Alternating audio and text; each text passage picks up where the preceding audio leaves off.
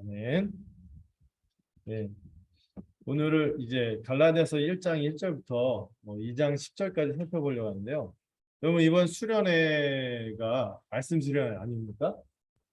네. 확인 한번 눌러주세요. 뭐 라이브로 보니까 저기 잘 안 나와도 상관은 없지만 또 혹시 또 방해가 될 수 있으니까요. 네. 머리가 망해서 네, 나오는 게 좀 그렇지만 네. 아내가 오늘 고생을 많이 했습니다. 어떻게 살려보려고. 예, 예. 자, 오늘부터 이제 수련회를 통하여 갈라디아서의 복음을 좀 만끽하는 시간을 갖고자 합니다. 제 생각에 수련회 하면은 제 옛날에 그 신학생 수련회, 목회자 수련회 하면은 전설 같은 우리 선배들은 이제 2주 수련회를 했대요. 2주 수련회. 그러니까 주일날 가서 교회 사역하고 와서 월요일부터 토요일까지 수련회. 금요일까지 하죠. 금요일까지 수련회하고 그다음 주에 또 하고 그렇게 했다는 전설 같은 수련회였다가 줄은 게 4박 5일 수련회거든요.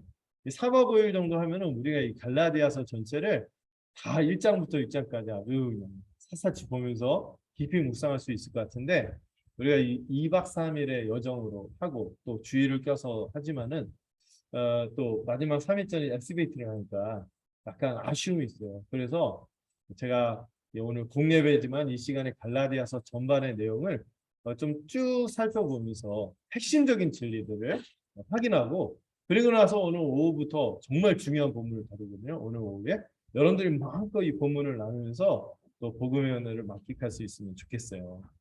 4박 5일이었으면 좋았는데 책 한 권 떼잖아요. 참 귀한 일인데 그래도 같이 좀 살펴보도록 하겠습니다.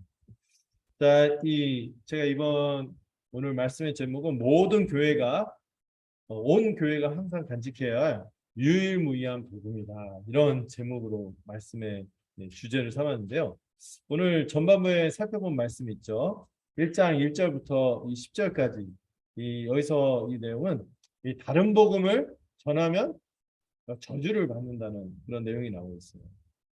이 다른 복음, 이렇게 다른 복음을 얘기한다는 것은 뭐가 있다는 거죠?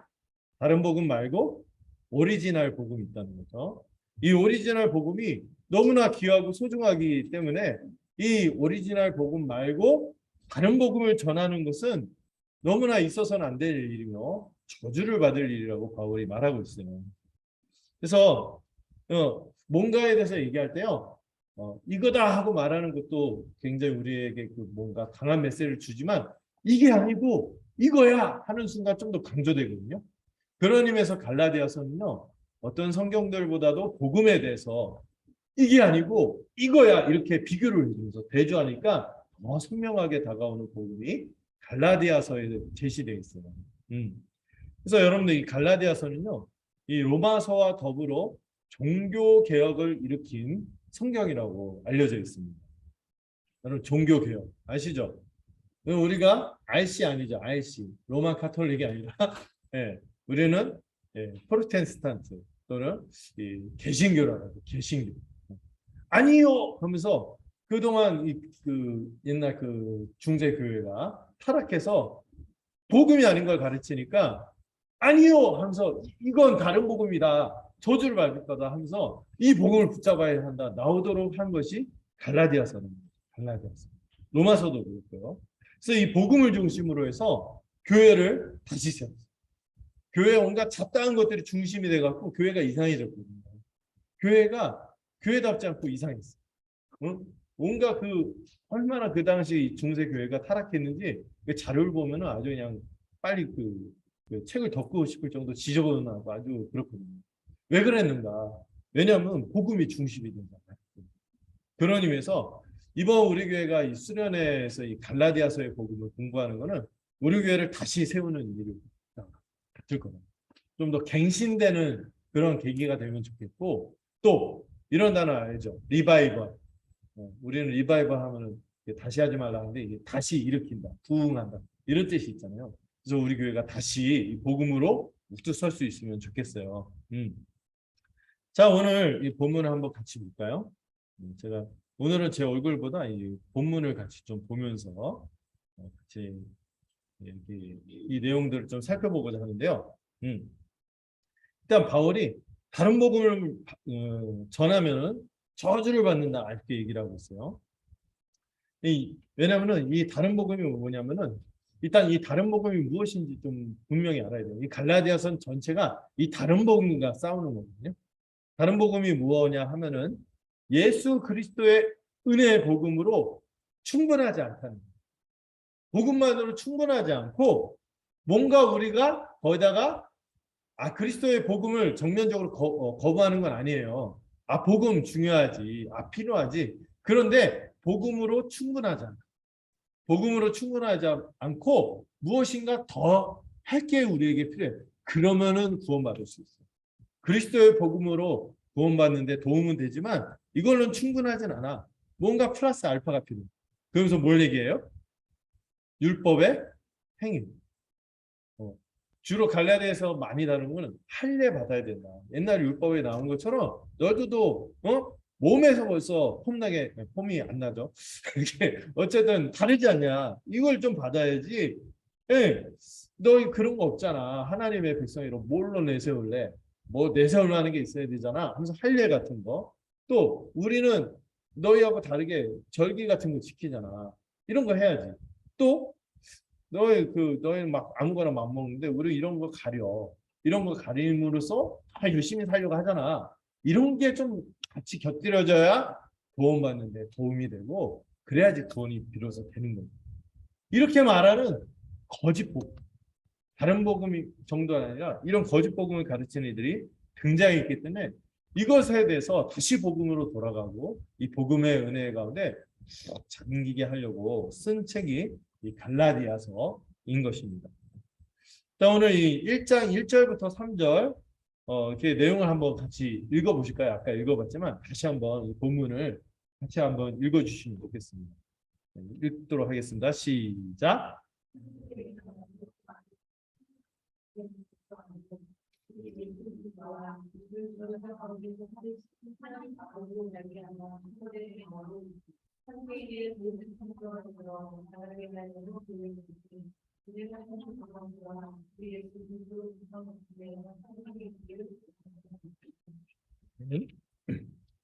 이 갈라디아서는요, 다른 바울이 보낸 편지들하고 달리 바울이 처음부터 무엇에 대해서 강조하죠? 자기가 하나님으로 말미암아 뭐가 됐다? 사도가 됐다. 예수 그리스도와 하나님으로 말미암아 사도가 됐다. 하나님과 예수 그리스도에 의해서 이제 임명된 사도임을 굉장히 강조해요. 왜냐하면은 나 사도야. 날 좀 알아줘, 인정해줘, 존중해, 예, 숙여. 막 이런 게 아니란 말이죠. 자신의 권위를 내세우는 것이 아니라 지금 거짓 복음을 전하는 자들이 이 바울이 전한 복음을 부정하기 위해서 모두 같이 건드려요. 바울이 정통 사도가 아니라고 자꾸 툭툭 치는 거예요. 바울은 본사에서 파견된 사도가 아니라 갑자기 듣보잡 아시죠? 듣도 보도 못한 이런 사도다 이렇게 얘기를 하는 거예요. 여러분 이 거짓 복음을 전한 자들이 이 바울의 복음이 부족하고 권위 없는 것을 깎기 위해서 이 복음 전한 자의 권위를 공격했어요.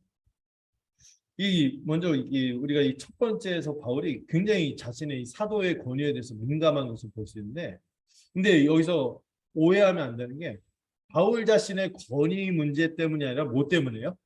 그가 전하고 있는 복음의 권위 때문에 이 사도권의 문제에 대해서, 사도의 권위의 문제에 대해서 굉장히 민감한 것이죠. 여러분 저는요, 목사잖아요. 가르치는 자들, 목사도 그렇고 가르치는 자들은 이 복음과 상관없이 권위주의에 빠져서는 안 돼요. 내가 무엇인가 좀 남보다 좀 똑똑하고 이렇게 하고 사람들 앞에서 자기가 똑똑하고 지식자라고 이러려고 하는 게 아니잖아요. 사람들로 하여금 하나님에게 이끌고 정말 그 생명을 누리고 복된 다음 세상을 지금 세상에서 맛보도록 이끌어가는 자들이기 때문에 정말 겸손해야겠죠. 권위주의에 빠지면 안 돼요. 그러나 어떤 지점에서는요, 복음 전하는 자나 이 가르치는 사람들은 민감한 부분이 있습니다. 뭐가 있냐면은 혹시 나는 그냥 이웃집 아저씨처럼 생각하고 편하게 이렇게 다가오고 막 오빠, 형이라고 할 사람 별로 없죠. 뭐 이렇게 다가오는 건 좋은데 어떤 지점에서 예민하면은 혹여 이것 때문에 내가 전하는 복음의 권위가 깎여질까?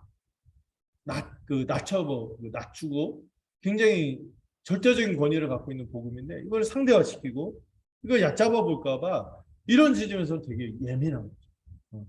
그래서 저 개인의 개취라든지 이런 것에 대해서 막그 강요할 수도 없고, 그 목사님 개인 취향이 있어요. 이렇게 할 수 있어요. 그런데 복음을 가지고 하나님의 말씀의 권위를 가지는 것에 대해서 약간 달리 대하시거나 가볍게 대하면은 이거는 제가 막 황송한 거예요. 내가 어떻게 돼서가 아니라 우리 주님이 저한테 맡긴 권위고 이게 대언하는 자의 위치에 있는데 이것을 함부로 하면 어떨까? 이 낭패감이 들고 두렵고 황송하고 또 여러분들에 대해서 염려가 되는 것이죠.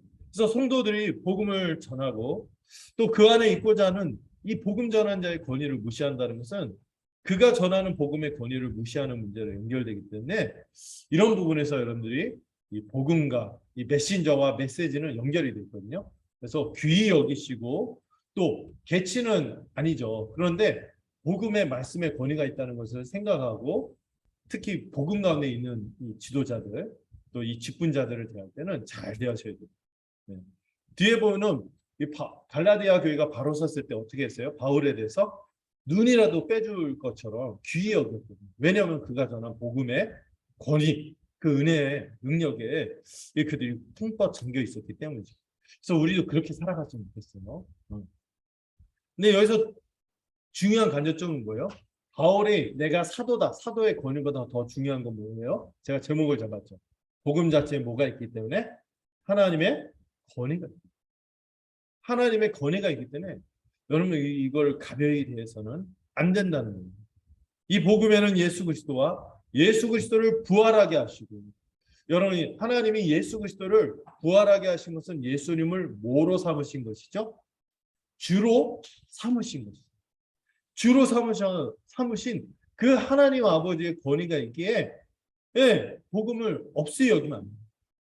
바울은 이 복음을 자신만이 아니라 2절에서 보면 뭐라고 해요? 그와 함께 있는 모든 형제와 더불어 이 편지를 보냄으로 이 복음의 권위를 다시 세우고 복음의 서기를 요청하고 있는 것이죠.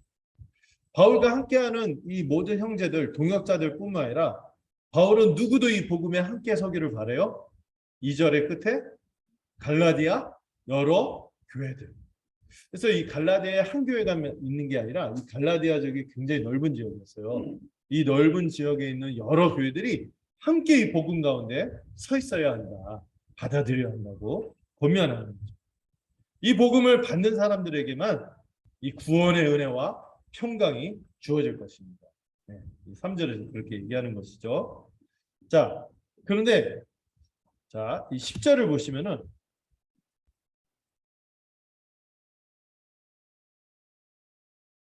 10절을 보시면 갑자기 뒤로 돌렸네요. 제가 처음으로 빼려고 했는데 1, 3절하고 10절 같이 보였는데 10절을 보면은 이 복음이 하나님의 권위가 있으며 이 복음이 그리스도와 하나님으로부터 난 것임을 다른 각도에서 다시 말하기 시작합니다. 바울이 자신의 사도권이 어디서 왔다 그랬어요? 예수 그리스도와 하나님으로부터 주어졌다. 그거는 사도권 자체가 아니라 복음 때문에 그렇다 했죠. 그리고 이 복음은 다른 각도에서 그리스도와 하나님에게서 났는데 이 복음은 그 목적 자체가 뭐예요? 사람에게 비롯된 것이 아니기 때문에 그 목적이 뭐예요? 사람을 기쁘게 하거나 좋게 하는 것이 아니라 누구를? 그리스도와 하나님을 기쁘시게 하는 목적이 있다는 것이죠. 근데 여러분 복음이 아닌 것은 그 성질 자체가 뭐를 기뻐하게 해요? 하나님보다 사람을 기쁘게 하는 특징이 있다는 것이죠. 하나님에게서 난 것이 아니기 때문에 사람의 귀를 간지럽힌다. 이런 표현을 디모데 후서에서 쓰거든요. 귀를 가렵게 하는. 사람들의 이 이기적이고 이 자기 중심적인 본성, 이 제된 본성을 만족시키는 식으로 이게 왜곡해서 가기 때문에 사람들이 좋아한다는 거예요. 그래서 여러분들 교회에서도요, 이 복음에 바로 서지 않으면요, 사람들에게 혹할 만한 얘기를 하잖아요. 그러면 이제 복음을 현격하게 떠나고 이상해집니다. 이 복음은 사람을 기쁘게 하지 않고 하나님을 기쁘게 합니다. 아, 그럼 복음은 사람의 기쁨을 묵살하네요? 아니에요. 그게 아니에요. 하나님을 기쁘시게 함으로 진정으로 사람을 기쁘게 하고 좋게 하는 것이 복음인 것이에요. 네. 이런 의미에서 복음에는 하나님의 권위가 있다는 것이죠. 이 복음은요, 이 하나님을 기쁘시게 한다는 것은 이 1차적으로 이 죄인의 본성을 거슬리는 특징이 있다. 복음에는. 여러분, 이 복음의 특징이 뭐냐면 하나님이 우리를 구원하실 때 우리가 열심히 해서 하는 거 봐서 그 정성을 갸륵하게 여기고 구원해 준다는 게 아니기 때문입니다. 세상의 모든 종교들은 어떻게 말하죠? 지성이면 감천. 우리가 막 열심히 하고 애쓰면은 이걸 봐서 하나님이 포상하듯이 구원을 주는 것을 여기는데 복음은 절대로 그런 게 아니라는 거예요. 그냥 은혜로 우리가 구원을 받는다는 거예요. 그냥 하나님께서 우리가 뭘 하는 게 없었는데도 불구하고 오히려 아주 그냥 자격 없고 형편없고 완전히 바닥에 있을 정도가 아니라 지옥 자식인 우리를 그냥 불쌍히 여기시고 구원을 베푸신다는 것이 이 복음의 핵심인데 이게요. 와, 좋은 얘기인데 하고 듣지 않고 사람들이 받아들일 때 어떻게 해요? 본성을 거스립니다. 왜냐고요? 사람은요. 왠지 다 지켜보면은 자기 잘난 맛에 살잖아요. 내가 뭔가 이렇게 했기 때문에 내가 구원받을 만했지. 이런 생각을 다 하게 된다는 거예요. 근데 복음을 뭘 선언합니까? 여러분 세례문답할 때도 뭐부터 우리가 고백하죠? 우리는 비참하고 무능한 죄인이라서 하나님의 도움이 필요하고 우리 스스로는 아무것도 할 수 없는 죄인입니다. 죄인입니다. 이걸 고백하기 때문에 웬만한 사람들이 복음 얘기하면은요. 왜 기분 나쁘게 그런 얘기를 해요? 하면서 튕겨나간다는 거예요.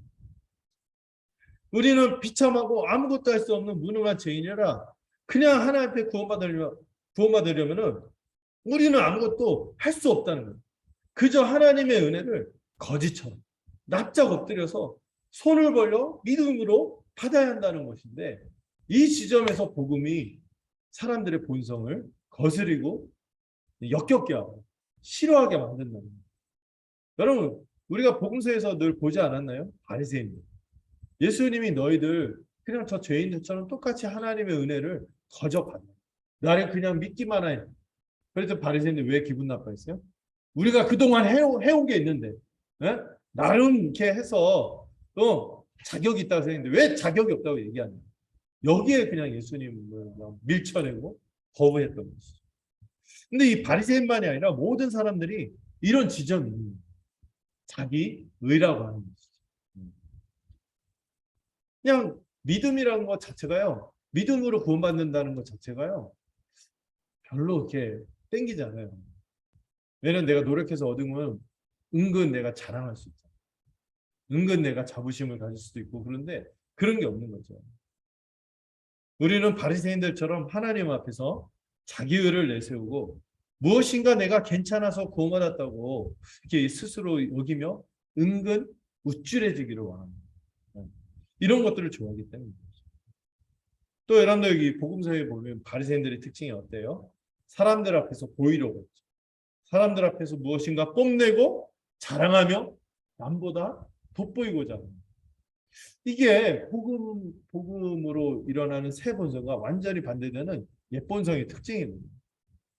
그래서 이 다른 복음, 거짓 복음의 특징이 뭐예요? 사람을 기쁘게 하고 사람을 좋게 하는데 이건 사람을 행복하게 하지 않는다는 얘기가 아니에요.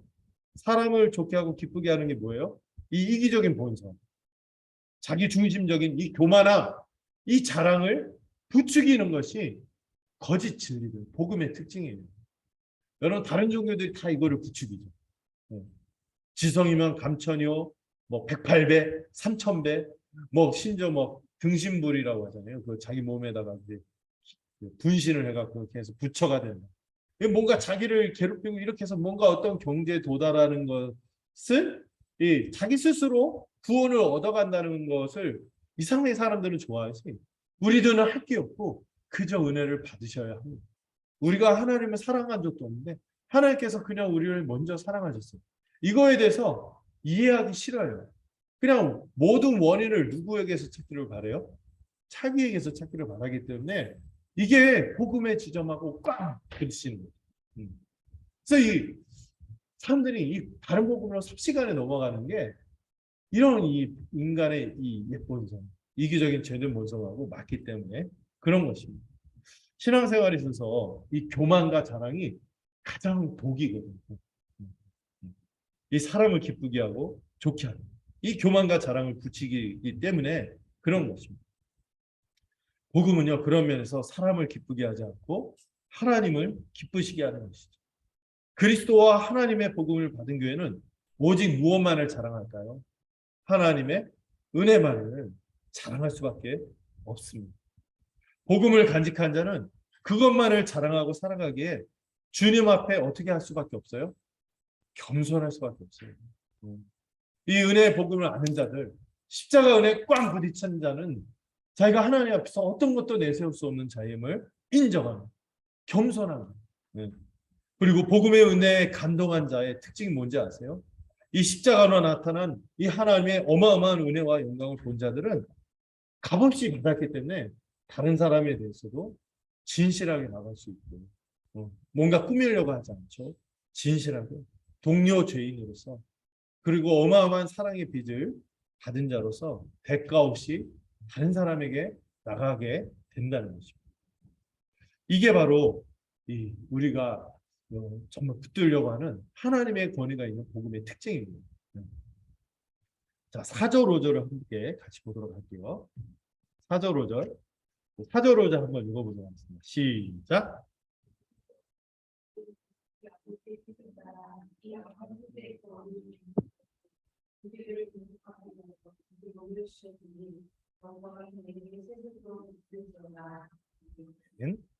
자, 그렇다면은 이 바울이 이렇게 이 복음에 하나님의 권위가 있음을 이렇게 굉장히 강조하고 모든 교회가 이 복음 가운데 서 있음을 강조하면서 말하는 이 복음 자체가 무엇인지를 이 4절 5절에서 간단하게 설명을 합니다. 간단하게 세 가지로 설명하는데요. 먼저 가장 핵심은 뭘까요? 제목으로 잡은 것처럼 복음은 예수 그리스도의 십자가 사건이랍니다. 여러분, 복음은요, 우리가 뭐 열심히 하면 된다 이런 게 아니에요. 어떤 뭐 문제 해결책, 솔루션, 우리 스스로 뭔가 해라 이런 게 아니라 우리와 상관없이 2000년 전에 벌어진 어떤 사건, 그 사건을 그냥 믿음으로 받아들이라는 것이 복음이에요. 복음. 우리가 무엇을 해야 된다는 게 아니에요.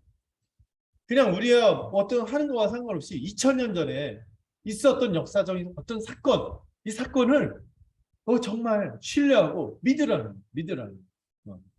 근데 그 이순신 장군이 요즘 한산 영화도 나왔죠. 명량 나오고 이제 제가 예언할게요. 노량도 나올 거예요.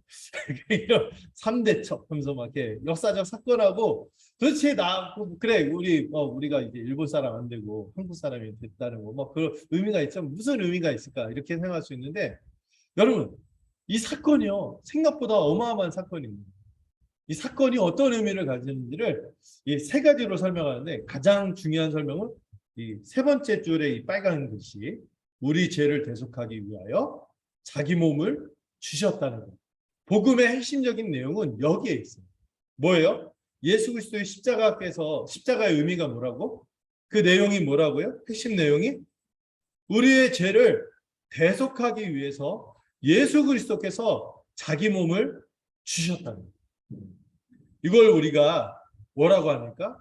형벌 대속적 죽음. 대속이 뭔지 아시죠? 대신 값을 치렀다는 거예요. 원래 누가 값을 치러야 돼요? 우리가 죄의 값을 치러야 되는 거예요. 우리가 처한 가장 큰 위기가 뭔지 아세요? 얼마 지나지 않아 닥칠 성적표. 이런 게 아니죠. 부모님에게 직접 등기로 들어갈 성적표 이런 게 아니라 뭐죠? 또 우리에게 뭐 세금 뭐 이런 거 있잖아요. 재산세 뭐 이런 게 아니라 또 환경오염, 기후오염 막 이런 거 얘기하잖아요. 지금 막 심각하긴 해요. 막 20년 남았다 막 이런 얘기도 나오고 막 그러는데 그런 거보다 가장 큰 공경이 뭔지 아세요? 우리가 죄의 값을 치를 수밖에 없는 사람들입니다. 죄의 값은 뭐죠? 진노요. 하나님의 진노요. 형벌이거든요. 이게 가장 큰 문제인데 이게 우리가 치러야 되는 그 진노와 형벌을 누가 대신 치러 주셨다고? 예수 그리스도께서 자기 몸을 주심으로 대신 값을 치렀다는 거예요. 이 형벌 대속의 죽음, 우리는 또 화목제물이라고. 이 화목제물이신 예수 그리스도의 십자가 죽음이 우리에게 복된 소식이라는 거예요. 안 그랬으면요, 우리는요, 지금 세상에서도 영적으로 죽고 하나님의 진노 가운데서 저주 가운데 살아갈 뿐만 아니라 영원히 지옥 형벌에 처했을 뻔한데, 지옥 형벌에 처했을 뻔했는데 어떤 사건이 일어난 거예요? 2000년 전에 예수님께서 오셔서 자기 몸을 대속의 제물로 내어 주셨다는 것입니다. 우리가 원래 죄로 말미암아 형벌을 당하고 죽어야 되는데 그리스도께서 우리 대신에 모든 죄값을 대신 치르셨다는 것이 복음의 핵심입니다. 이게 바로 십자가를 통한 구원의 은혜요, 복음의 핵심인 것입니다. 네. 여러분, 이걸 통해서 우리가 생각할 수 있는 건요, 하나님이 어떤 분이시죠? 우리의 하나님이 너무나 거룩하고 의로우신 분이라 우리의 죄를 그냥 지나칠 수 없는 분이랍니다. 우리가 하나님의 거룩하심과 공의로우심을 정직하게 바라보면요, 그냥 죽었구나 이걸 직감할 수밖에 없어요. 그런데 십자가에서 그 공의와 진노를 우리에게 퍼부으셔야 되는데 우리 주 예수 그리스도에게 대신 부으시고 또 이해할 수 없는 지점이 있습니다. 어떤 지점? 우리 같이 자격 없고 죽어 마땅한 자들, 지옥에 가도 당연한 자들을 우리 주 예수님이 대신해서 죽으셨다는 것이죠. 우리 주 예수님만 우리를 사랑하셔서 자기 몸을 주신 것이 아니라 이게 첫 번째 줄에서 어떻게 나와 있어요? 하나님 우리 아버지의 뜻입니다. 하나님께서 우리에게 공의롭고 진노를 부으셔야 마땅한 그분이 동시에 우리에게 뭘 부어주셨어요? 이해할 수 없는 사랑. 원래는 우리를 죽이셔야 되는데 그분과 다를 바 없는, 그분보다 더 소중하게 여기시는 자기 아들을 대신 죽게 하심으로 우리를 구원하셨다는 이 이해할 수 없는 사랑, 이해할 수 없는 하나님 앞에 이 두렵고 떨리는 공의와 진노, 이 소식뿐만 아니라 이것이 우리 대신에 예수님이 값을 치름으로 하나님의 사랑이 우리에게 임했다는 이 놀라운 소식이 복음의 핵심인 것입니다. 그리고 이게 어디로부터 난 거예요? 이 구원을 계시하고 이 구원의 내용에 대해서 풍성하게 말하는 복음이 이해할 수 없는 이 엄청난 소식이 어디에서부터 왔습니까? 첫 번째 줄 뭐라 했어요? 하나님 곧 우리 아버지의 뜻을 따라 된 것이랍니다. 어느 날 갑자기 예수님이 오셔서요, 갑자기 내가 너희를 구원하겠다 이렇게 해서 된 것이 아니라 예수님이 오신 것도 그 십자가 대속의 어마어마한 은혜가 부어진 것도 다 누구의 뜻을 따라 이루어진 것이라고? 하나님 아버지께서. 예수님이 이런 표현을 쓰죠. 갑툭튀 해서 십자가에서 죽으신 게 아니라 이미 오래전부터, 심지어 창세전부터 하나님께서 계획하신 일이라는 것이죠. 그래서 구약이 그것을 줄기차게 계시하는 거예요. 이 구원의 약속이 언제부터? 창조 때부터 주어졌습니다. 하나님은요, 우리에게 뭘 주시기를 바라요? 그분의 나라, 복된 하나님 나라와 영생을 주시기를 원하셨지만 여러분 창세기를 보면 어떻게 나와 있습니까? 하나님은 우리에게 영생과 이 복된 에덴, 천국을 주기를 원했지만 우리가 어떻게 했어요? 죄를 지었어요. 죄를 지어서 이 죽음의 형벌을 당하게 되었는데 하나님께서 이를 내버려 두시지 않고 어떻게 하셨습니까? 창세기 3장에 나와 있죠. 하나님께서 구원의 약속을 주셨죠. 누구의 후손? 여자의 후손이 뱀의 후손을 물리침으로 우리를 구원하시는 하나님의 계획을 절대 포기하지 않고 이루시겠다는 것이며 이걸 어떻게 이루시겠다고 했어요? 어떻게? 어떤 방식으로? 갑자기 아담과 하와에게 하나님께서 무엇인가 지어 입히셨죠? 가죽. 가죽옷이 생기려면 누군가 희생이 있어요. 대신 죽는, 원래 그들이 죽어야 돼요. 원래 가죽을 벗기려면 뱀가죽도 벗겨야겠지만 이 사람도 같이 범죄했잖아요.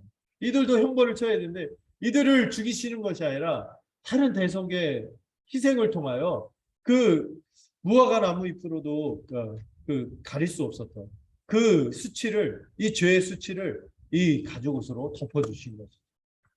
여기서부터 줄기차게 이 대속의 은혜로, 대속의 죽음으로 우리를 구원하시겠다는 계시를 꾸준히 주셨어요. 가장 첫 번째 시작된 게 여자의 후손, 창세기 3장 15절. 그리고 가죽옷의 계시.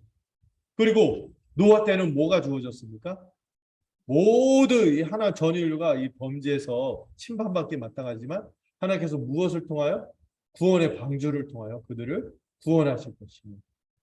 또 아브라함을 통해서 이 하나님 앞에서 언약의 의무를 다 행하고 그 의무를 행하지 않으면 저주를 당할 이 인간의 이 언약적 의무를 대신하기 위해서 누가 오신다?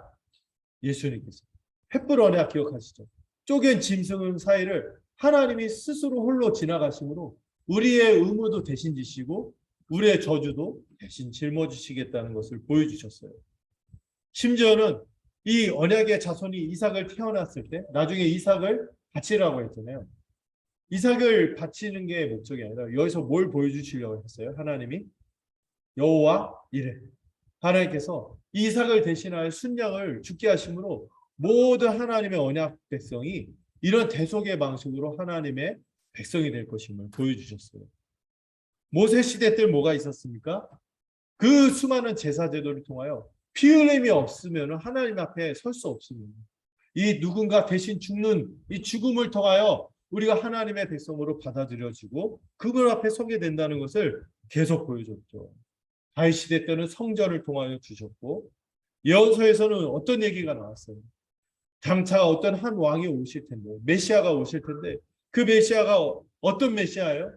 군림하는 메시아가 아니라 이 세상에 사람들을 섬기는 종으로 오셔서 사람들을 대신하여 고난을 받으시고 철저하게 비참하게 죽으시는 그런 고난받는 종으로 오신다는 거예요. 이 대속의 죽음을 계속해서 성경 전체를 통하여 이 하나님의 아버지의 뜻을 계시해 주신 것이죠. 그리고 그 절정으로 지금 어떤 사건이 벌어진 거예요? 예수 그리스도께서 십자가에서 우리를 대신하여 죽으셨다는 사건으로 이 구원이 실현된 것입니다. 자, 이렇게 구원의 계시를 주셨을 뿐만 아니라 이를 성취하는 사건이 형벌 대속의 십자가 사건이 일어났는데 이 십자가 사건의 목적이 뭔지 아세요? 두 번째죠.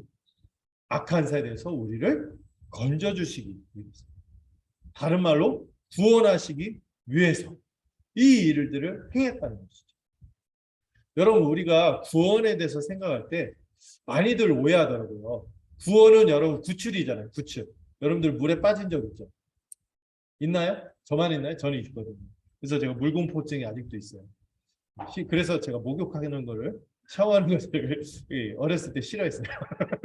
얼마나 그 물에 대한 공포가 두려웠는지 샤워하다가 물이 살짝 코에 들어가도 막 공포에 막 사로잡히고. 그런데 제가 거기에 안 나와 있고 계속 있었다면 어떻게 됐을까요? 죽었겠죠. 이 구출은요, 많은 분들이 구원을요 스스로 이루어가는 걸로 자꾸 오해를 해요. 뭔가 내가 해야지 하나님 앞에서 구원받을 만하지 이런데 그런 건 구원이 아니죠. 구출은 뭐예요? 여러분 그 구조대원도요 어떤 사람 구원할 때 구출할 때 그 바로 이 사람이 기운이 남아있을 때 다가가지 않는다고 그랬죠. 정면으로 다가갔다가 같이 죽을 수 있어요. 이 살려고 하는 것들을 같이 끌려든다. 완전히 기운이 쪽 빠졌을 때 그때 몰래 뒤로 다가가서 끌고 오잖아요. 그러니까 구출이라는 거는요 내가 어떤 것을 스스로 할 수 없고 뭔가 외부의 힘에 의해서 우리가 구조받는 것이 구출이라는 거예요. 구원이라는 것이죠. 여기서도 우리가 스스로 악한 세대로부터 벗어날 수 있었을까요? 없어요. 성경에서 우리를 어떤 사람이라고 해요? 그 악한 세대에 속했을 뿐만 아니라 그 안에서 이미 죽은 자예요. 이미 죽은 자였기 때문에 죽은 자가 아무리 스스로 애쓰고 노력하고 그래봐야 어떤 변화가 있겠어요? 그가 상태가 변해봐야 뭐야? 죽은 자가 변해봐야 더 부패되는 거죠. 스스로 할 수 있는 게 없는 거예요. 이 구원은요 악한 세대에 속해서 완전히 죽어버려서 무덤 속에 갇히고 묻혀있던 자를 아주 거대한 은혜와 능력이 인해서 그 바깥으로 그 죽음 가운데 있던 자를 끄집어내서 살린 것을 구원이라고 하는 것입니다. 그래서 제가 여러분들한테 설명한 거 있잖아요. 우리가 구원을 이해할 때 상태의 변화로 이해하지 맙시다. 상태의 변화가 나타나긴 하지만 그건 나중 얘기고, 상태의 변화 이전에 뭐의 변화? 위치의 변화, 소속의 변화. 내가 더 이상 죽은 가운데, 악한 세대 가운데 속한 자가 아니라 나는 그 안에서 못 빠져나오는데 누가 나를 건져주신 거예요? 우리 밖에 있는 거대한 외부의 어마어마한 은혜와 능력이 임해서 바뀐 거예요. 위치가 바뀐 거예요. 끄집어내신 거예요. 이제는 내가 사단의 나라, 죄와 사망의 지배 가운데 있던 자가 아니라 하나님 나라로 옮겨져서 새로운 통치를 받으며 살아간다. 이게 바로 구원이라는 것이죠. 구원은 내가 뭔가 열심히 해서 상태가 바뀌는 게 아니라는 거예요. 거대한 외부의 힘이 나를 건져주신 거예요. 내 밖에서 일어나는, 내 안에서 내가 스스로 내가 마음을 고쳐먹고 이게 아니죠. 내가 마음 바꾸는 게 얼마나 힘든데, 이거 자체가 외부에서 일어나는 어떤 일 때문에 된 거라는 거예요. 또 죽은 자가 아니라 이제 새 생명을 얻은 자로서 살아가게 되겠죠. 이게 구원이라는 거예요. 그래서 이 십자가 사건을 믿는다, 십자가 은혜를 믿는다는 것은 우리가 스스로가 아니라 거대한 은혜와 능력으로, 하나님의 은혜와 능력으로 악한 세대에서 벗어났음을 기억한다는 것이죠. 예수님과 함께 십자가에서 이제 그 옛사람이 죽었고, 또 거기서 이미 죽었기 때문에 거기서는 이제 더 이상 나에 대한 지배의 효력이 없어요. 죄와 사망과 이 사단의 지배가 나를 더 이상 좌우할 수 없고 벌써 벗어났잖아요. 그래서 이제는 새로운 세상에 속했고 은혜의 통치를 받으며 새 생명을 얻은 자로서 살아간다는 것이죠. 그래서 여러분, 우리가 한 것이 있습니까? 없습니까? 전혀 없습니다. 아무것도 한 게 없습니다. 죽은 자가 무엇을 할 수 있겠어요? 그저 하늘의 역사로 성령이 우리에게 이 십자가 복음을, 이 십자가 사건을 우리에게 밝혀서 증거하실 때 우리가 이 성령의 은혜로 죽은 심령이 살아나서 그저 믿게 된 거예요. 그리고 어쩌면 이 믿음 자체도 뭐예요? 내가 믿겠다고 해서 믿은 게 아니라 하늘의 은혜로 주어진 사건이라는 거죠. 그러므로 예수님께서 이 십자가에서 이루신 일, 그 은혜의 사건만을 믿고 의지하는 것이 복음인 것이죠. 복음. 그것을 이제 4절에서 이렇게 이 세 가지로 설명하는 거죠. 먼저 여러분, 이 십자가 사건이 복음이 뭐라고요? 형벌, 대속의 죽음입니다. 그리고 이거는 가툭티가 아니라 원래부터 성경 전체에서 구원의 약속을 주셨고 이끌어 하나님의 계시를 따라 된 것이며, 세 번째로 그 구원의 목적은 뭐예요? 우리를 구출하는 것입니다.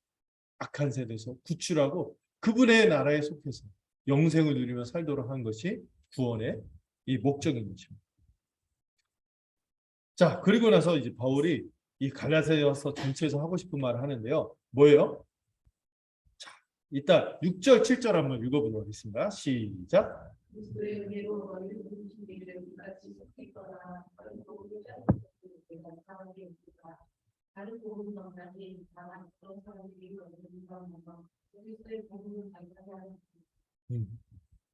바울이 은혜와 평강 빌고 나서 곧바로 또 다급하게 얘기합니다. 야, 이상하다. 너희들 좀 이상하다. 3장에서는 좀 더 약간 더 빡침이 배어있는 그 표현이 나오죠. 어리석도다 갈라디아 사람들이요 하면서 막, 갈라디아 사람들은 이렇게 답답해, 정신 차려 하면서 막 얘기하는데, 여기서 뭐라고요? 이상하게 여긴다. 이게 약간 맛이 안 사는데 이게 굉장히 센 단어예요. 굉장히 놀랍다, 경악할 만하다, 그리고 약간 깊은 빡침이 배어있는 그런 단어가 이 이상하게 여긴다는 거예요. 바울이 굉장히 갈라디아 교회에 대해서 굉장히 이상하게 여기고 깜짝 놀라고 굉장히 어떤 면에서 이제 화가 나서 어쩔 줄 모르는 이런 마음을 표현한다는 거죠. 왜 그렇습니까? 그들이 지금 속히 떠났어요. 떠나긴 떠났는데 속히 떠나서 어디에서? 그리스도의 은혜로 그들을 부르시고 구원해 주신 그 하나님을 속히 떠났다. 왜? 뭘 해서? 다른 복음을 따라서. 여러분, 그래서 여러분 교회에서 가르치는 이 가르침이 되게 중요하고 복음이 중요한 게, 이 복음이 조금만 달라지거나 변하거나 변질되면은요, 이 은혜의 복음에서 특별히, 이 복음은 특별히 은혜의 복음인데 하나님의 은혜를 의지하며 그 은혜의 값없는 은혜를 소망하는 것이 이 복음인데 이게 조금이라도 변질되면 교회는 이상해져. 교회는 위기가 닥쳐요. 이거에 대해서 아주 예민해야 돼요. 교회는 다른 것들은 뭐 여러분 무슨 행사 같은 거인데 망할 수 있어요. 뭐 바자했는데 오히려 적잖아요. 그럴 수 있어요. 아니 뭐 이런저런 일들 있잖아요. 밥을 했는데 태웠어. 그날 밥 대충 사발면 끓여 먹었다. 괜찮아 넘어갈 수 있어요. 웃으면서 넘어가도 돼요. 근데 뭐에 대해서 예민해야 돼요? 교회 안에서 복음이 중심이 되지 않고 복음이 제대로 가르쳐지지 않는 것에 대해서는요.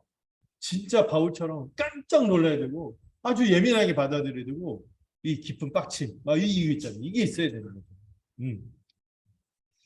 이 다른 복음은 바울은 7절에서 뭐라고 합니까? 없다 이렇게 얘기해요. 네.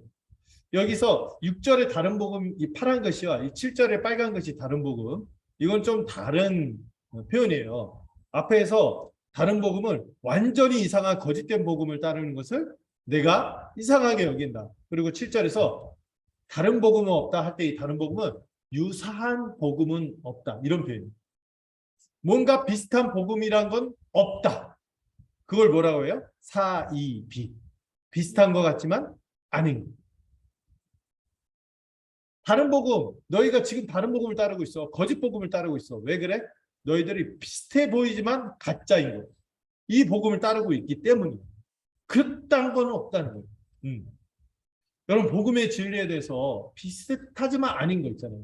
이거 따라가는 것에 대해서 우리가 느슨하게 생각하면서 우리 그래도 우리가 평화롭게 지내야 돼. 이럴 수가 없는 거예요. 거짓 복음은요. 믿고 있는 진리. 여러분 이 교회는 특별히 하나님의 아들을 믿고 아는 것에 하나 되어야 되잖아요. 근데 이 다른 복음이 들어온 순간 하나 되지 못합니다. 하나님의 아들을 믿고 아는 것에서 하나 되지 못하는 거죠. 이 복음의 진리에 대한 믿음이 조금이라도 달라지거나 격차가 생기거나 조금 더 이 분열이 되기 시작하면 이 가르침이 분열이 되면 실제로 교회는 분열하게 되는 것이기 때문에 한 진리로 우뚝 서야 하는 것입니다. 그래서 저희 교회가 왜 이렇게 주일 공예배를 귀히 여기며 또 오후에 양육을 귀히 여기며 또 여러분들 우리가 새벽기도 하는 것도 아니고 수요기도 하는 것도 아니고 일주일에 한 번 있는 금요 모임에서 말씀을 함께 하는 것을 왜 이렇게 귀하게 여깁니까? 이 진리의 분열이 실제적인 격차와 분열을 가져오기 때문에 그런 겁니다. 그래서 여러분들 우리가 이 수련회에서도 여러분 어떻게든 뭐 비용 계산하면서 함께 하려고 하는 것도 조금이라도 달라지면 안 되기 때문에 이런 부분에서 우리가 너무 크게 생각하고 함께 하려고 애쓰는 것이죠. 특히 다른 복음은요. 아까 얘기했죠. 이 다른 복음의 가장 두드러진 특징이 뭐예요? 오늘 갈라디아서에서 싸우는 다른 복음은 율법주의거든요. 율법주의의 핵심이 뭔지 아세요? 바리새인이 빠졌던 자기의에 빠진 예수님을 그렇게 대척하고 예수님의 이 값없이 주는 은혜를 받지 못하도록 하는 가장 큰 벽, 장애물이 자기의. 다른 복음은 자기의로 나타납니다. 그리고 이 자기를 추구하는 자가 나타나는 그 삶의 모습, 신앙의 가장 두드러진 특징이 뭔지 아세요? 교만함, 그리고 자랑인 것입니다. 자랑. 이 교만과 자랑이 가장 두드러진 특징이죠. 이 교만과 자랑이 가득한 사람은요, 전혀 속사람이 바뀐 사람이 아니기 때문에 결코 다른 사람들을 사랑하거나 용서할 수가 없어요. 여러분들 그 사람들을 그 열매로 안다 했잖아요. 이 사람이 뭔가 삶에 다른 사람을 받아들이는 게 없고 뭔가 자기로 가득 차 있고 교만하고 특히 자랑으로 가득 찬 사람은요 다른 사람이 들어올 여지가 없어요. 다른 사람들 여유롭게 받아들이고 기다릴 여유가 없다. 사랑할 수 없고 용서할 수 없는 사람입니다. 만약에 우리 안에 다른 사람을 사랑하는 마음이나 용서하는 마음이 없고 어떤 미운 마음이 들거나 이렇게 하고 헌신할 마음이 안 들고 하면은 내가 복음 안에 서 있지 않다는 것에 대한 어떤 진단이 되는 거예요. 스스로. 내로남불의 기준으로 다른 일을 정죄하지만 정작 자신은 회개와 용서가 없이 살아가고 있다면 이 다른 복음에 깊이 빠져 있구나 생각할 수 있어요. 근데 그 출발은 뭐예요? 바른 진리에 서 있지 않다. 바른 복음에 서 있지 않기 때문에 그런 것입니다. 그래서 바울은요. 8절 9절 한번 읽어보도록 하겠습니다. 시작.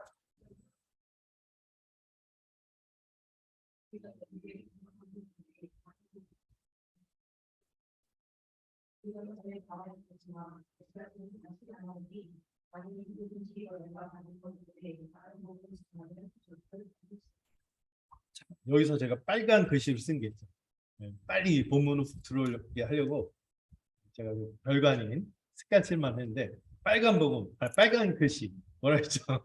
네, 복음은 빨간 거예요. 예수 그리스도 피니까. 전한 복음, 받은 복음. 이렇게 굉장히 강조하고 있어요. 이게 뭐냐면 우리가 이미 너희에게 전했던 복음. 또 너희가 이미 받아서 붙들고 살아온 그 복음. 그 복음에 대해서 두 번이나 강조하고 있어요. 이건 뭐예요? 바울의 복음이 정통 복음이다. 다른 복음, 유사한 복음 이게 아니라 제대로 된 복음이다. 교회가 복음이라고 오래전부터 믿어왔던 이 진리의 내용을 소중하게 여기고 깊이 알아야 하는 거예요. 여기 교회는요 정통 복음에 서야 돼요.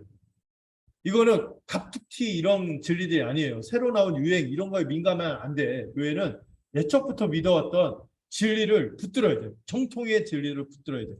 그래서 여러분들 우리 교회가 조금 약간 고전적인 것을 보이려고 그러는 게 아니라 이 정통의 복음을 더 확인하기 위해서 하이델베르그도 막 확인하고 사도신경도 매주 이제 되뇌이고 하는 게 뭐예요? 정통의 복음을 서기 위해서. 우리가 이미 받아왔고 누려왔고 또 이미 사도들이 확실히 전했고 변할 수 없는 그 복음 붙들고 있기 때문에 이 소중하게 여기고 하는 것이죠. 지금 교회들의 큰 문제가 뭐냐면요. 전에는요 교회에서 좀 새로운 얘기를 하는데 좀 낯설어 이상한 걸 가르쳐. 그러면 어떻게 하냐면 성도들이요 의심하고 경계했어요. 이상한데? 낯선데? 뭔가 성경은 좀 다른 것 같아. 이러면서 싫어했거든요. 그런데 지금 어떤 문제가 있냐면은 너무나 지금 한국 교회가 내려놓긴 했는데 그 표현 썼죠. 지식에 내려놓고 내려놓긴 했는데 욕심을 내려놓고 이런 걸 내려놓은 게 아니라 이 진리에 대해서 몰라. 안 가르쳐 봤어. 맨날 그 율동이나 노래나 하고 막 그 교회 가서 이벤트나 하고 무슨 프로그램 받아요. 뭐 이런 활동에 파묻혀 갖고 정작 교회가 붙들어야 될 진리를 모르는 거예요. 그러니까 정통의 진리를 가르쳤더니 제가 경험한 건데 이거 교회가 2000년 동안 소중하게 여긴 진리거든요. 그래서 막 얘기했더니 뭐라고 해요? 우와 낯설다 이상하다 나 그런 거 교회에서 들어본 적이 없어 이러고 있다니까요. 이게 진짜 큰 낭패예요 이게. 예. 예, 제가 막 농담처럼 얘기했잖아요. 근데 제가 경험한 거거든요. 중고등부 애들한테 대학생한테까지도 그런데 이신칭의에 대해서 들어봤냐? 우리가 오후에 공부할 건데 이신칭의에 대해서 물어봤냐? 했더니 들어봤냐? 했더니 뭐라고 했다고요? 새로 나온 고사성어예요. 이러더라고요. 그리고 할데베르그 요리문답에 대해서 들어본 적이 있니? 하면은 맥주 이름입니까? 이제 맥주 이름인 것처럼 생각하고 제가 제일 충격적인 건 성경도 몰라. 사개오 얘기했더니 일본 사람이 막 이런 상황이거든요. 예, 어려워요 지금. 너무 모르니까 오히려 복음을 말하면 새롭다는 낯설다는 이상하다. 근데 우리는 그러면 안 되는 거죠. 이 옛적부터 믿어왔던 이 정통의 복음을 제대로 믿어갖고 딱 조금만 다른 얘기, 낯선 얘기, 복음을 떠나고 은혜를 떠나는 얘기를 하면 민감하고 아닙니다 하고 그건 안 되는 거예요. 교회에서 말도 할 수 없는 거예요. 이렇게 말할 수 있어야 되는 거죠. 그 일을 위해서 우리가 계속해서 배우고 배우는 것이죠. 그래서 바울이 이 복음을 떠나고 이 복음 말고 다른 복음을 받으면 어떻게 된다고? 전하면 저주를 받을 것이라고 두 번이나 세게 경고하는 거죠. 이 아나테마 이런 단어인데 굉장히 반복하죠. 이 정통 복음 외에 다른 복음을 전하면 누구라 할지라도 천사라 할지라도 천사 할아버지라 할지라도 심지어 내가 전했던 복음인데 내가 나중에 바울은 자기라고 할지라도 내가 나중에 딴말을 한다 할지라도 자기라고 할지라도 뭘 받을 거라고? 저주를 받을 거예요. 그 정통의 복음에 대해서 너무 강조하고 다른 복음을 전하는 것을 경고하는 것이죠. 그래서 여러분 교회는 복음에 대해서 가끔 막 얘기하면서 이게 새로운 복음이다 이렇게 말하는 것들 조심해야 돼요. 역사적으로 믿어왔던 것들을 소중하게 여기셔야 돼요. 역사적으로 믿어온 진리와 다른 이야기를 하는 것을 경계해야 합니다. 특히 성경에 기록된 이 분명한 복음의 진리에 우뚝 서야 하는 것이죠. 저 믿음의 선배들이 이런 말을 했어요. 옛길에 우뚝 서서. 옛적부터 우리가 걸어왔던 그 길, 여러분 교회 역사 2000년이 있죠. 이 2000년이 그냥 흐른 게 아니랄까요. 이 복음의 정통의 진리를 붙잡고 살아온 어마어마한 역사가 있어요. 그리고 그 붙들고 그 어마어마한 복락을 누리고 이 축복 속에서 풍성함 속에서 교회는 살아왔던 것이죠. 이걸 붙들어야 하는 것입니다. 자, 그리고 이 복음은 이 두 번째 큰 주제로 넘어가서 11절 12절 한번 읽어볼까요? 시작.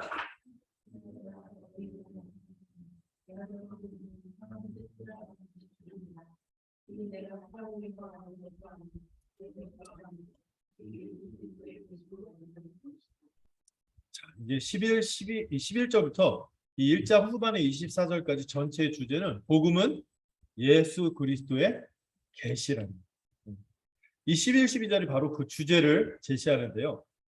예, 이렇게 얘기하죠. 사람의 뜻을 따라 된 것도 아니고 사람에게 받은 것도 아니고 배운 것도 아니다.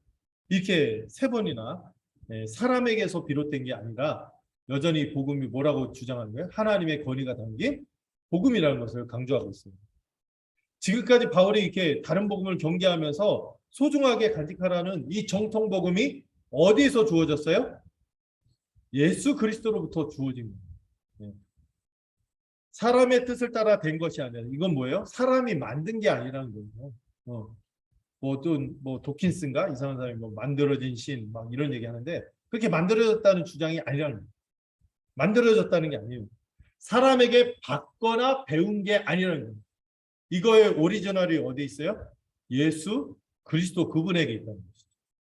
하나님이신 그분에게 있다는 거예요. 여러분 사람에게 받으면 어떤 일이 일어날까요? 여러분 그 이구동성 말고 그 있잖아요. 그 뭐죠? 이렇게 앞에서 속담 얘기하고 무언으로 막 그 사람 전에서 하면 나중에 엉뚱한 말이 되고 하잖아요. 그런 게임 해봤죠. 가는 말이 좋아요, 오는 말이 곱다 하면 뒤에서 안 보고 있다가 딱 입모양만 보고 하면 나중에 이렇게 되잖아요. 이게 전달하다 보면 어떻게 돼? 뭔가 바뀌어요. 변질되고 오류가 생길 수 있는데 오염되거나 그럴 수 있는데 사람에게 받은 것이 아니라 그리스도에게 직접 받은 것이기 때문에 여기에는 뭐가 없다? 전혀 그럴 가능성이 없다는 거예요. 오염되거나 변질되거나 오류가 있을 가능성이 없다는 거죠. 성령의 감동으로 주어진 계시이며 전수하고 물려받고 배워오는 과정에서도 여러분 성령께서 지켜오셨다니까요. 교회 역사 2000년과 복음이 변질되지 않도록 이 정통의 복음을 붙들어왔어요. 교회는. 그걸 신뢰하시고 또 이 복음은 예수 그리스도께서 교회에게 주신 계시. 이 복음은 예수 그리스도의 계시다. 이게 이중적으로 설명했는데 예수 그리스도를 계시하는 것이다. 이렇게도 설명이 되고 예수 그리스도께서 직접 주셨다. 이렇게도 설명이 됩니다. 예수 그리스도를 계시한다는 게 뭐죠? 여러분 복음은 결국 예수 그리스도. 예수 그리스도가 누구시죠? 우리의 구원자 그리스도이시며 우리가 지난주에 배웠죠. 주는 그리스도시요 살아계신 하나님의 아들이십니다. 하나님의 아들이라는 것은 우리의 주로 우리의 왕이라는 거예요. 그리스도라는 거예요. 우리의 구원자이며 우리의 인생을 다 맡길 주라는 거죠. 이걸 믿는 거예요. 또 복음이 예수 그리스도 그분이라는 것은 예수 그리스도께서 하신 일을 믿는다는 거예요. 그분이 뭘 하셨죠? 아까 얘기했던 십자가. 이 십자가 대속의 은혜, 그 사건, 십자가 사건, 그리고 부활. 이걸 믿는 거죠. 그분의 하신 모든 일을 믿는 것이죠. 또 복음을 믿는다는 것은 예수 그리스도를 믿는 것인데 예수 그리스도께서 우리에게 주신다고 약속하신 복들. 그 복이 뭐예요? 복 중에 복? 바로 하나님 나라인 것입니다. 우리가 살아갈 새로운 세상. 복된 하나님 나라인 것이죠. 그리고 우리가 그분을 통하여 누릴 영생, 이 부활 생명을 뜻하는 것이죠. 이게 복음인 거예요. 또 이 복음을 누가 직접 주셨어? 사람이 대충 배워갖고 전해준 게 아니라 이 바울에게 오리지널 그대로 주셨다는 거예요. 직접 주셨다는 거예요. 이걸 뭘 통해 보증하는가? 이걸 바울이 자기 경우를 통해서 이제 변증하기 시작하는데요. 자, 13절부터 16절 글씨가 좀 작아지긴 했는데 같이 한번 읽어보도록 하겠습니다. 시작.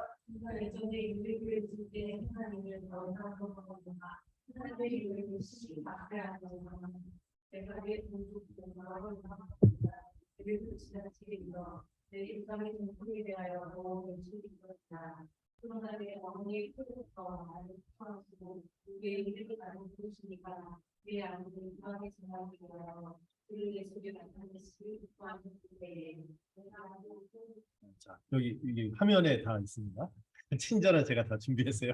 자, 본문을 좀 보시면 좋겠는데 지금 이 13절에서 16절까지 바울이 하고자 하는 말이 뭔지 아세요? 이 복음이 어떻게 예수 그리스도로부터 직접 받은 계시냐, 뭘로 보증하냐, 이걸 자기를 통하여 변증하는 건데, 자기 경험을 통해 변증하는 거죠. 복음이 자기에게 뭐를 일으켰어요? 전혀 생각하지 못할 전적인 변화를 일으켰거든요. 이것 때문에 이 복음의 능력을 봐라. 이건 예수 그리스도의 계시가 아니고서는 설명할 수 없는 거야. 내게 일어난 이 변화를 봐. 어떻게 이런 변화가 일어날 수 있어? 하고 말하는 거죠. 어떤 변화요? 바울은 자신은 이전에 절대로 예수 그리스도와 이 복음을 받아들일 만한 사람이 아니었다는 거예요. 그는 전에 어디 있었어요? 유대교에 있었다고 표현해요. 유대교에 있을 때 뭐를 핍박했다고 표현해요? 하나님의 교회를 심히 핍박하고 멸하려고 했던 사람이다. 이렇게 하죠. 기독교를 하나님의 교회라고 하고 유대교는 뭐래요? 유대교라고. 이미 자기가 유대교를 떠났음을 설명하는 거죠. 자신이 이전에 속했던 것을 유대교회라고 하는 거예요. 예를 들어서 우리 교회 사람들인데, 우리 교회 분이신데 자꾸 어디 가서 막 이렇게 말해요. 아, 서양교회에 있을 때 말이야. 서양교회는 말이야. 말하면 뭐 어때? 자기 교회가 아니라는 거죠. 서양교회는 말이야. 자기 교회가 아닌 것처럼 말하는 거죠. 특히 뭐 이 교회는 말이야. 이렇게 말하는 것도 안 좋죠. 마치 이 교회에 속하지 않은 것처럼, 자기 교회와 한 몸이 아닌 것처럼 말하는 거잖아요. 근데 바울이 그렇게 유대교에 대해서 표현하는 거예요. 그야말로 유대교에서 가장 앞서 나가던 자인데 유대교는 이제 자기에게 자기는 거기에 속하지 않고 상관없는 자라고 말하는 거죠. 그리고 오히려 교회를 하나님의 교회라고 말하는 거죠. 그는 이제 유대교의 사람이 아니라 외부인이고, 그리고 자신이 속한 그리스도의 교회를 하나님의 교회라고 부르고 있어요. 여러분 이것만 해도요 아주 깜짝 놀랄 만한 변화인 거예요. 여러분 유대교는 뭘 믿습니까? 오직 하나님만 하나님으로 유일신으로 고백하는 건데, 기독교로 넘어온 순간 그 예수님을 뭐로 고백하는 거예요? 그 하나님과 방불한 하나님의 아들로서, 하나님의 아들로 고백하는 거죠. 유대교는 그렇게 믿으면 이단으로 정죄하는데, 그 유대교가 그렇게 이단으로 정죄하는 것으로 유대교에서 가장 앞서가는 바울이 갈아탄 거예요. 이 엄청난 변화가 일어나는 거죠. 그리고 그때 자기가 얼마나 열심히 했는지를 설명하고 있어요. 어떻게 열심히 했냐면 동년배 중 최고였다. 영갑자란 말은 동년배 중에서 자기가 제일 열심히 했다는 거죠. 인정받았다는 거죠. 그리고 뭐에 열심히 했다고 그랬어요? 조상의 전통에 대해서 열심히 했다는 거예요. 여러분 이 조상의 전통이 바로 예수님이 비판하신 장로들의 전통, 장로들의 일전이죠.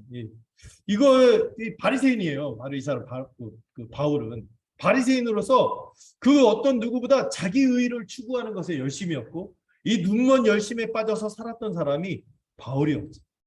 여러분 이 바울이 어떻게 예수를 믿어요? 가장 예수님과 거저받는 그 은혜에 이 복음의 가장 끝지점, 정반대 끝지점에 있던 사람이 바울이었는데, 바울이 이렇게 바뀐 거는요 정말 생각도 못할 일, 상상도 못할 일입니다. 이 바울이 어떻게 바뀌냐면 이 15절부터 이 바울이 쓰는 표현이 바뀌어요. 13절 14절에서 내가 이렇게 살았고 내가 이렇게 살았고 내가 이렇게 살았고 했는데, 15절에서 그러나 하면서 주어가 어떻게 바뀌죠? 그의 은혜로 나를 부르신 이가. 인생의 주어가 바뀌는 거예요. 내가 하다가 하나님께서 하고 바뀐 거예요. 하나님과 하나님이 주신 은혜의 관점으로, 이 복음의 은혜의 관점으로 자기 인생 전체를 다시 해석하고 바라보는 것이죠. 모태로부터 미리 하나님이 나를 선택하시고 예정하셔서 은혜로 부르셨다고 고백해요. 그가 믿게 된 것도 하나님이 그가 스스로 잘해갖고 믿게 된 게 아니라, 예수를 믿는 것도 자기가 잘해서 믿은 게 아니라, 똑똑해갖고 믿은 게 아니라, 하나님이 그의 아들을 그에게 나타내시기를 기뻐했습니다. 바울이 언제 예수님 만났어요? 예수님 믿는 사람 잡아 죽이려고 그 다메섹으로 달려가는 와중에 갑자기 예수님을 만난 거죠. 하나님이 기뻐하셨기 때문에 그 일이 일어났다고. 이것 또한 은혜라고 고백하는 거죠. 그리고 그가 살아가는 인생의 목적도, 전에는 예수 믿는 자를 죽이려고 살았는데, 그가 대적했던 예수를 오히려 하나님의 아들로 고백하고 이방에 전하는 것으로 완전히 인생의 방향과 목적이 뒤바뀐 거예요. 이거는 복음이 뭐라고밖에 설명할 수밖에 없어요. 계시, 예수 그리스도로부터 주어진 하늘의 능력이 담긴 계시라고밖에 설명할 수 없는 거예요. 어떻게 인생이 이렇게 바뀌냐 이 말이에요. 사람이 완전히 죽었다가 다시 살아나는 게 아니라면은 일어날 수 없는 일이 일어나요. 이것이 바로 예수 그리스도의 복음이 가진 계시의 능력, 은혜라는 거죠. 이게 인생을 온전히 바꾼 겁니다. 또한 바울은 이 복음이, 예수 그리스도의 계심을 다음에 알리바이로 쭉 설명하고 있습니다. 그 알리바이를 설명하는 것이 16절에서 20절이에요. 한번 읽어볼까요? 시작.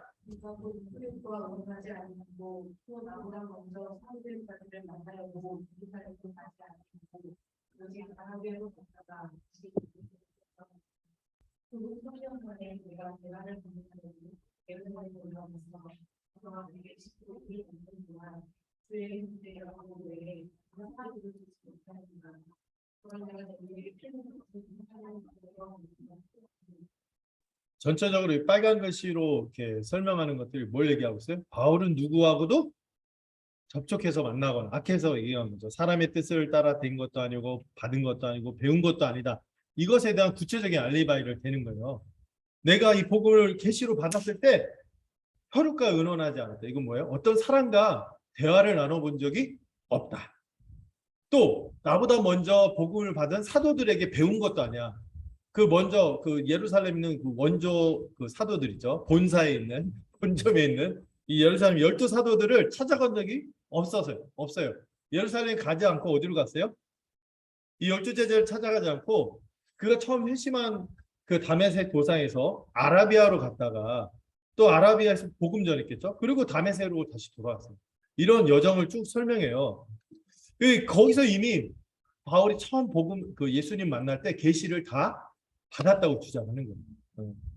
그래서 예수님 믿고 회심한 뒤 사도들이나 먼저 믿은 사람들이 있는 예루살렘을 간 적이 없고, 이렇게 여정이 이렇게 지냈고, 단지 18절 3년 그 바울이 예수님 만나고 이 3년 뒤에 잠깐 며칠 15일 정도만 게바를 만났다. 게바가 누군지 아시죠? 베드로, 그 수석 사도 베드로를 만났는데 15일 정도 머물렀고, 또 다른 사람은 누구를 만났어요? 다른 11명의 사도를 만난 적이 없고, 예수님의 동생 야고보 있죠. 이분이 초대교회 총회장이거든요. 총회장님 만나고 가야 되니까. 그분하고 잠깐 만났고 다른 사람들은 전혀 본 적이 없다. 이렇게 얘기를 하는 거예요. 예. 그리고 20절에서 엄숙하게 얘기하죠. 하나님 앞에서 나 거짓말하는 게 아니야. 진짜 어떤 사람하고 만나서 이게 복음을 받은 게 아니라 이 부활하신 예수 그리스도 그분으로부터 이 계시를 받은 거야. 내 인생을 봐. 이 복음으로 완전히 바뀌었잖아. 그리고 이 과정을 보면 내가 사람하고 접촉한 적이 전혀 없어. 이 얘기를 하는 거예요. 다만 어떤 일이 일어났습니까? 21절, 24절 한번 읽어볼까요? 시작.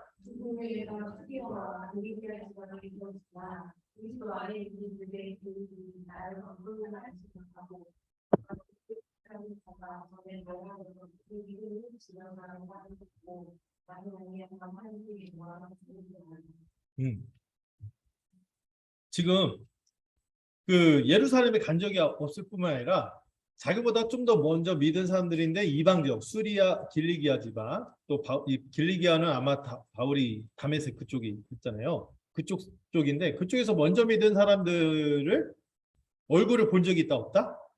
얼굴로는 알지 못한다. 본 적이 없다. 먼저 믿은 유대 교회들도 이방 지역에 있는 유대 교회 사람들도 본 적이 없고, 다만 어떤 반응을 해요?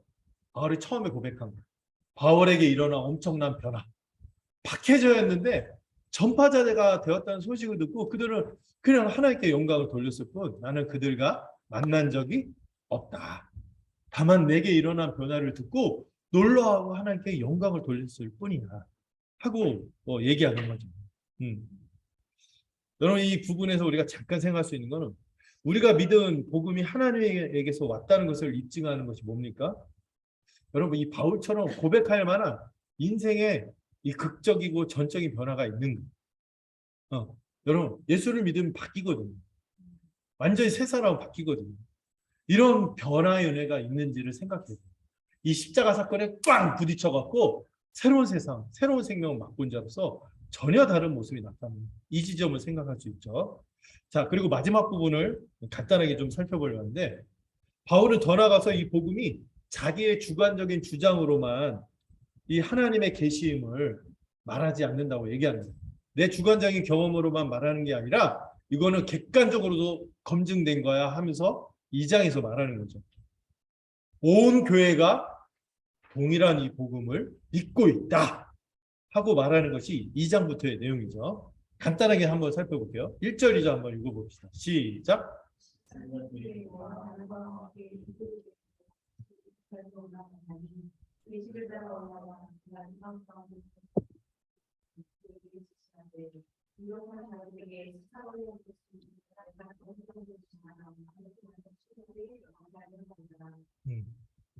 이 1절부터 5절까지 쭉 보려는데, 일단 이 주제는 온 교회가 진리로 하나 되어 믿고 지키도록 하는 것이 복음인데, 온 교회가 이 복음을 하나 되어서 믿고 지키고 있다, 이걸 얘기하는 게 1절에서 5절이에요.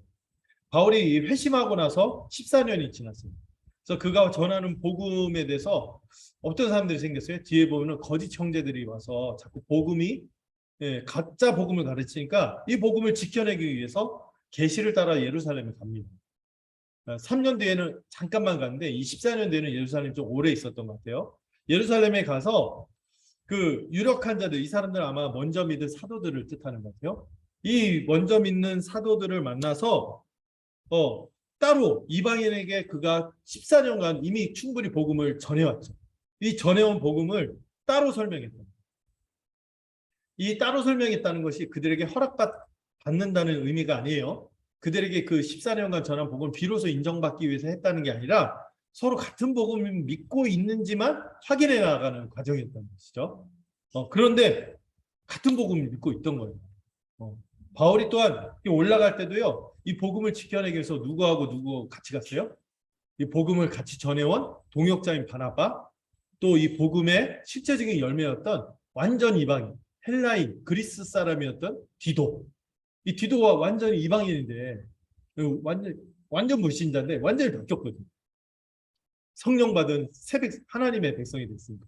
이 뚜렷한 이 열매를 가지고 와서 동일한 복음 믿고 이런 일이 있었습니다 하고 입증한 거죠. 자, 그러자 이제 바울과 더불어 이 교회를 대표하는 12사도들이 어떻게 했냐, 이 지점이 되게 중요해요. 3절에서 5절 한번 읽어보도록 하겠습니다. 시작.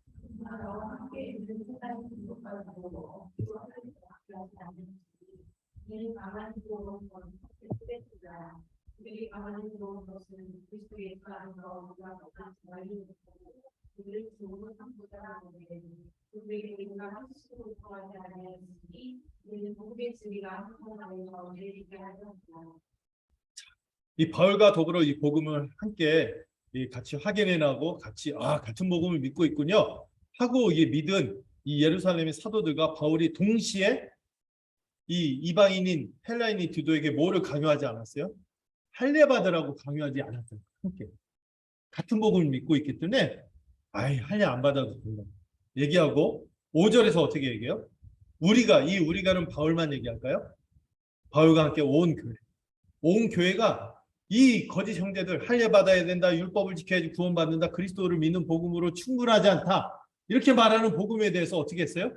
거짓 복음을 전하는 사람들에 대해서 한시도 복종하지 않아요. 왜냐?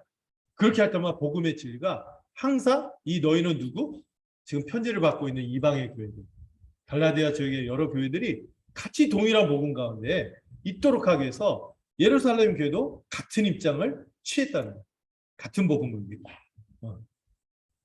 이 유대교는요, 이 거짓 형제들, 이 유대교 영향받은 거짓 형제들은요, 어떤 특징이 있냐면은 사절에서 뭐라고 해요? 우리의 자유를 엿보고 자유를 뺏고 종으로 삼는 특징이 있어요.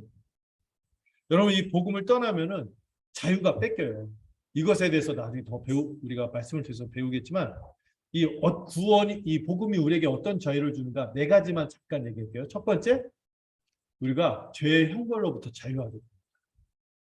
두 번째, 우리가 죄 안 짓고 싶어도 막 죄를 짓잖아요. 근데 이 죄의 권세로부터 우리 이 본성에 사로잡혀서 죄를 짓고 뭐 벗어나지 못하고, 아니 나 왜 이거밖에 안 돼, 이렇게 하는, 거기서 해방시켜 복음. 죄의 권세로부터 자유하게 됩니다.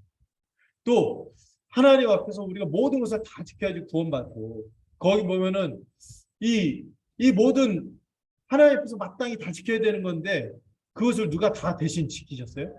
예수님께서 다 지키심으로 그분의 의로움을 우리의 의로움으로 삼아주시기 때문에 우리가 더 이상 의롭게 되기 위해서 하나님 앞에서 애쓸 필요가 없어요. 이미 얻은 것이기 때문에 그 의무로부터 우리가 자유하게 됐어요.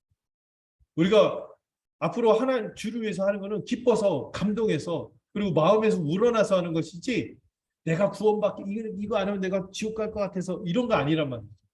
그런 의무로부터 해방되었고 자유하게 되었고, 그리고 스스로 하나님 앞에서 인정받기 위해서 뭔가 나를 막 이렇게 안달복달하고 이런 인정 욕구로부터도 우리가 자유하게 되는 것이 복음이 주는 자유인 것이죠. 나중에 더 여러분들이 또 공부하게 될 거예요. 자, 이 복음의 자유를 맛본 교회는요, 다시 종노릇하는 거짓 교훈으로 돌아가지 않습니다.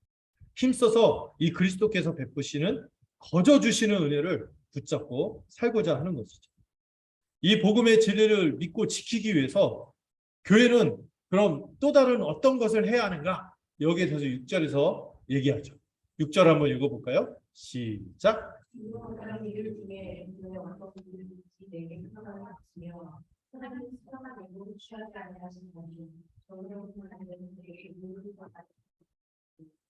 자, 유명하다는 이들, 유력한 이들, 이게 누구예요? 예루살렘의 12사도들. 이 12사도들이 바울에게 뭘 더해준 적이 없어요? 의무를 더해준 적이 없다는 거예요. 제가 제목을 뭐라 했어요?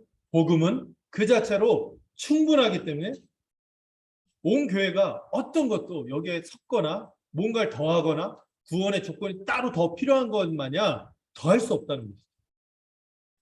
온 교회는 예수를 믿고 구원받는데 어떤 사람이 만든 의무나 조건이 필요하다고 말하지 않고 오직 복음을 믿는 것으로 충분하다고 받아들이는 것이죠. 그래서 사도들은 복음에 어떤 의무를 더한 적이 없어요. 여기서 이 바울이 싸우는 이 할례받아야지 구원받는다는 이 주장, 이 자기의로 변질되는 율법의 행위라든지 할례 등을 결코 예루살렘에 있는 사도들도 동의하지 않았다, 더하지 않았다는 거죠. 그래서 모든 교회는 예수 그리스도의 복음 외에 어떤 것도 더하면 안 되는 거예요. 사실 이 바울은 복음이 하늘의 진림이 너무나 확실했기 때문에 사도들이 혹시 의무를 더했다 할지라도 그걸 거부했을 거예요. 그거 상관없이 은혜 복음을 지켜냈을 거예요.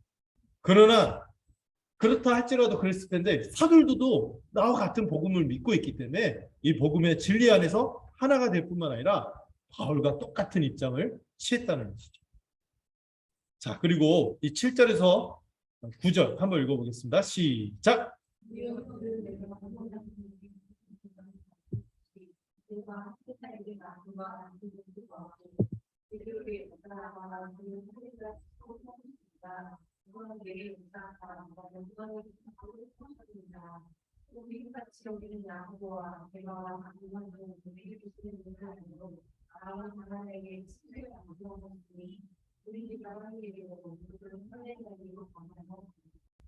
네, 7절에서 이 10절인데 일단 7절에서 9절은 이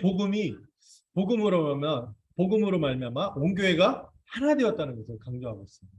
하나가 되었다. 사도들과 바울은 서로 받은 복음의 은혜가 같다는 것을 인정했어요. 같은 것을 보았고 이렇죠. 그리고 또한 같은 복음을 믿고 전한다는 것을 아주 깊이 서로 인정했습니다. 뿐만 아니라 서로 전하는 대상만 다르다는 것을 인정한 거죠. 할례받은 유대인, 할례받지 않은 이방인으로서 서로 다를 뿐이지, 전하는 대상이 다를 뿐이지 똑같이 하나님의 역사로 동등하게 사도의 직분을 받았고 또 복음에 전하고 있음을 서로 인정하는 것이죠. 그래서 여기 9절에 보면 친교의 약속을 나눴다고 했죠. 도리어 서로의 사역을 위해 아주 마음껏 협력할 뿐만 아니라 깊은 이제 친교의 약속을 나누는데, 이 친교의 약속을 나누는 게 뭐예요?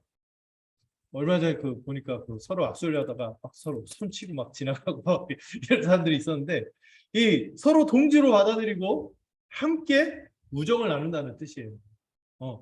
완전히 하나가 된 거죠, 복음으로. 그리고 마지막으로 중요한 게 뭐냐면은 가장 중요한 게 10절에 있어요. 이걸 같이 한번 읽어보도록 하겠습니다. 시작.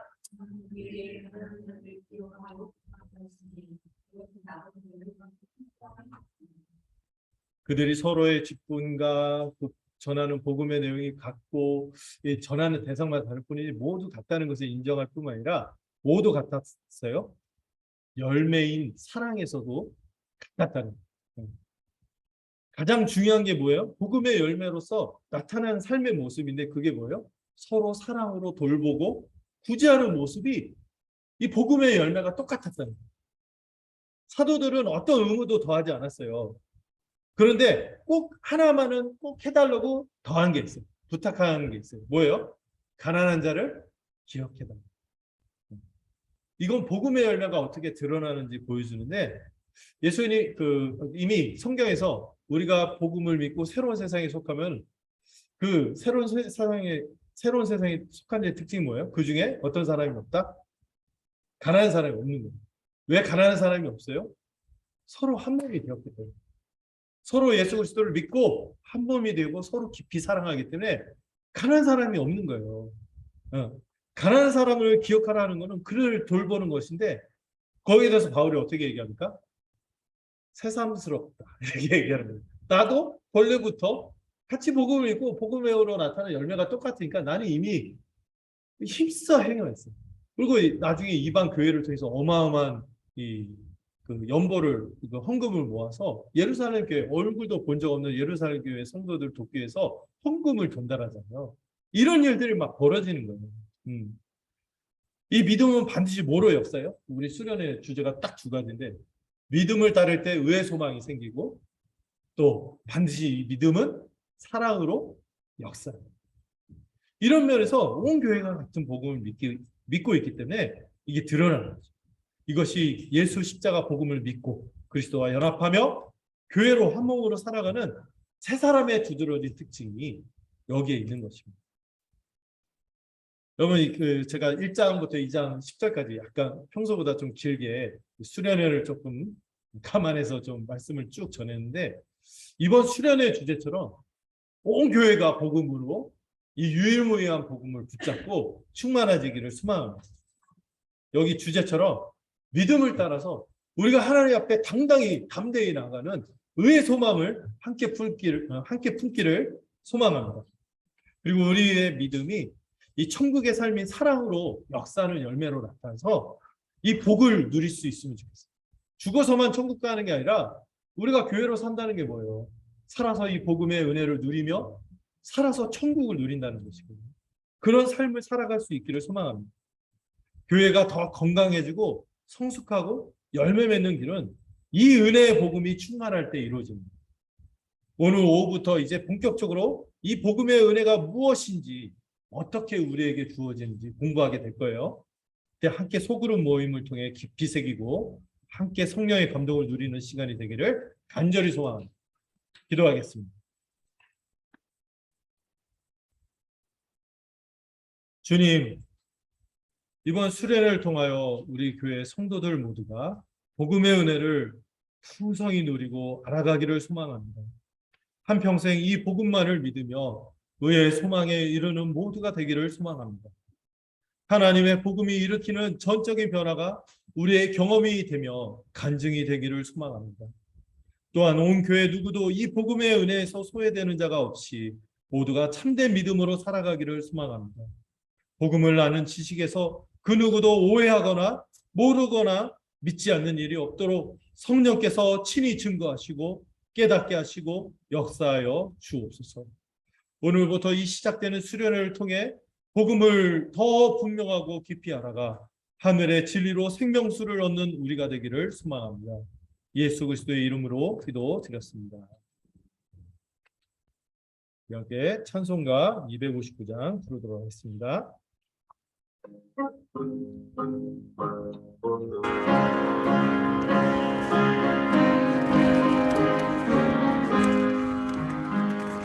십자가에 흘린 피로써 그대를 씻기어 있는가. 더러운 죄 희게 하는 능력을 그대는 참지 않은가. 예수의 보혈로 그대는 씻기어 있는가. 마음속에 여러 가지 죄악이 깨끗이 씻기어 있는가. 주 예수와 밤낮은 오늘 함께 그대는 행동을 하는가. 아무 때나 어디서나 그대는 십자가 붙들고 있는가. 예수